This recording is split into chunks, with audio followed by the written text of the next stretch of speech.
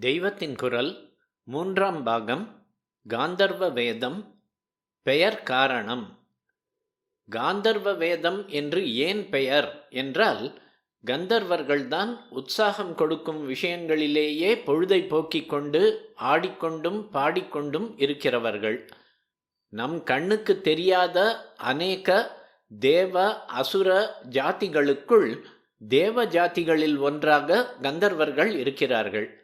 நம் கண்ணுக்கு தெரியாமல் மைக்ரோஸ்கோப்புக்கு தெரிகிற சின்னஞ்சிறிய கிருமிகள் பல இருக்கின்றன.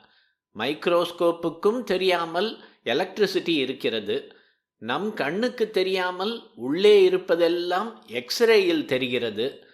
அதீந்திரிய திருஷ்டி, திவ்ய சக்ஷுஸ், ஞான பார்வை என்றெல்லாம் சொல்கிற உயர்ந்த பார்வையை உடைய ரிஷிகளுக்கும் யோகிகளுக்கும் சித்தர்களுக்கும் நம் கண், மைக்ரோஸ்கோப், எக்ஸ்ரே ஆகிய எதற்கும் தெரியாத கந்தர்வாதி ஜாதிகள் புலனாவார்கள். சித்திரங்களில் கந்தர்வர்களை போடும்போது அவர்கள் வீணாகானம் பண்ணிக்கொண்டும் புஷ்பம் சொரிந்து கொண்டும் உற்சாகமாய் இருக்கிற பிறவிகளாக சித்திரித்திருக்கும். இந்திரிய சௌக்கியங்களை தரும் விஷயங்களுக்கு கந்தர்வர்களையே அதிஷ்டான தேவதைகளாக சொல்லி இருக்கிறது.